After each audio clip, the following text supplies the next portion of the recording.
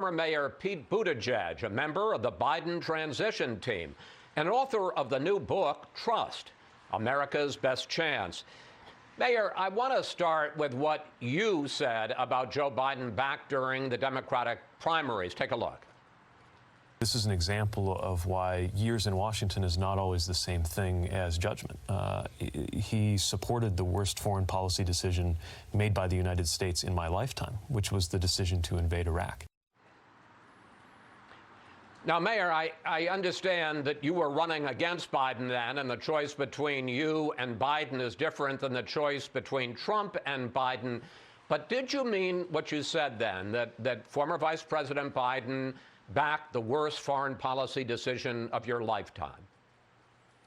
Well, I think invading Iraq is a mistake, and I believe the vice president said the same. But we're not going to take lessons on Iraq policy from this current president, who can barely keep straight what's going on in the Middle East and is a destabilizing force literally everywhere he goes. Right now, it's 2020, and the choice has come down to Joe Biden, who I enthusiastically support, and Donald Trump, who has been a disaster in every foreign and domestic issue of policy at stake. We can't go on with 4 more years of this chaos, of this cruelty, and that's why more and more Americans, a remarkable coalition of, yes, Democrats like me, but independents and an amazing number of Republicans are all coming together to say, we back Joe Biden. It's time to end the Trump presidency and move on. I want to take you back one last time, however, to the primaries, because then you went after Joe Biden's 47 years in Washington. Here you are. We need a perspective right now that will finally allow us to leave the politics of the past in the past, turn the page, and bring change to Washington before it's too late. You talk about the politics of the past. You sound like President Trump there.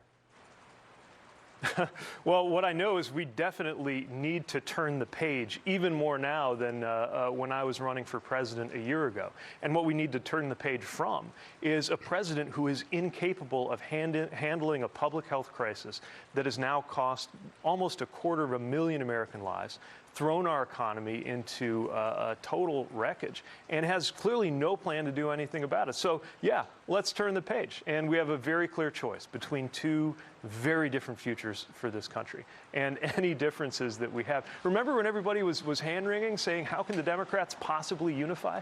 Look how unified we are now. You've got Democrats from across the spectrum, from the left to the center, joining with independents and Republicans, because we can all see what's at stake here. I mean, I can't think of an election in modern history where the choice has been this stark, and I know what side I'm on.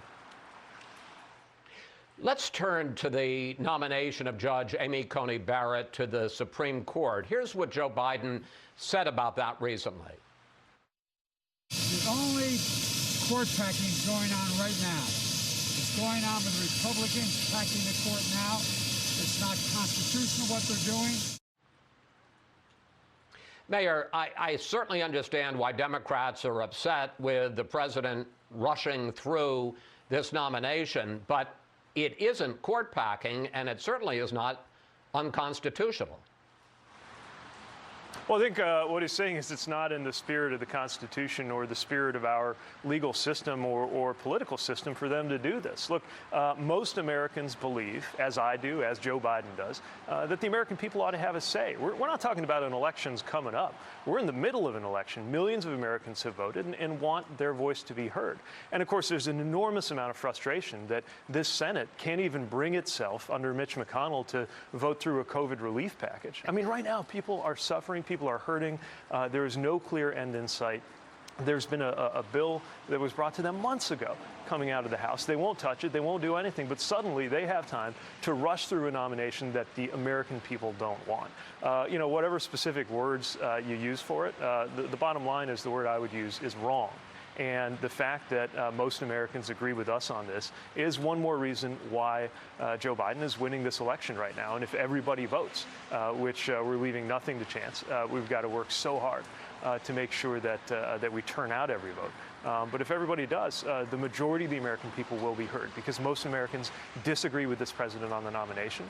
Most Americans believe the president is doing a terrible job on the pandemic. Most Americans support keeping the Affordable Care Act and pre-existing conditions, which they could take away from us in a matter of weeks, which is why the Supreme Court fight is so important on issue after issue after issue.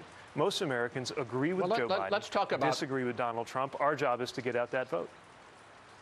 Let's talk about the Supreme Court fight, because Joe Biden has refused to say whether or not, if he's elected president, he would actually pack the court, not rush through a vacancy which exists, which is purely constitutional, but pack the court by increasing the number of justices from 9.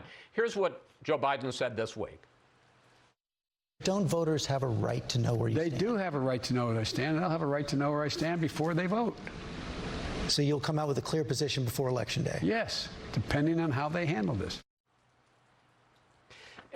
Here's what I don't understand about that answer, Mayor.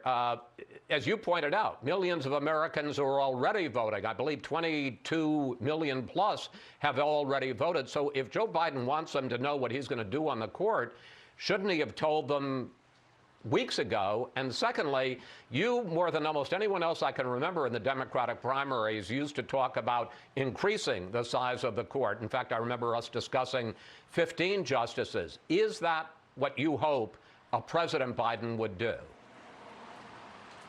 My views haven't changed. I think bipartisan reform with the purpose of reducing the politicization of the court is a really promising idea. Let's also be clear that a president can't just snap their fingers and do it. And most of all, we don't want to allow this president to change the subject, which is what they're always doing.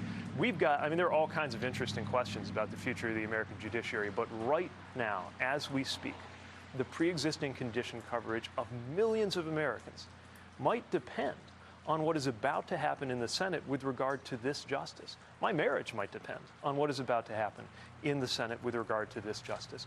So many issues are on the line. And, this current president and his supporters, they have a remarkable gift for changing the subject. We're not going to let them because we know that the American people are with us on this issue, and we can't let them just paper over or throw up smoke around the fact that if you love is it changing the subject? Condition, or if you are someone isn't that with a pre-existing condition, your health Mayor, if you're talking about the Supreme Court, isn't the question of packing the court, which a lot of Democrats, including you, had talked about doing, and Vice President Biden refusing to answer that, that's not changing the subject. I mean, don't voters have a right to know before they vote, and it's already too late for millions of them, where Joe Biden stands on that issue? Well, he's spoken about this many times. He's talked about the fact that he's not a fan of what's called packing. Of course, we also got to talk about what kinds of reforms we're interested in. A long, complex discussion that is clearly not what's on the minds of the people who are trying to use it as a distraction. They just want to talk about literally anything besides health care, which the president is trying to take away and the court might take away, and the pandemic, which is costing so many lives and so many livelihoods in this country. Mayor, I got about a minute left, so I need a quick answer here. You, as we pointed out, have joined the Biden transition team in September. One, how advanced is planning for a Biden administration? And two, would you like an official role in it? Well, there's a phenomenal team working to make sure that that there will be a successful transfer in the event that the vice president is elected president. But let's be clear, that's just an academic exercise unless we succeed in this campaign. And most of my energy is going into making sure that there actually is a Biden-Harris administration. And I'm saying that not just as somebody who loves public service, I'm saying that as an American citizen who knows that if this country goes on, do you want to be Secretary Buttigieg in the developed world, I will go wherever I'm useful. And right now, I know for the next 16 days, I can be useful here in Michigan and other swing states, doing everything in my power, because America can't go on like this. This chaos can't continue. The division can't continue. And continuing to settle for the worst pandemic response in the developed world can't continue. Mayor, thank you. Thanks for your time this week, and always good to talk with you, sir.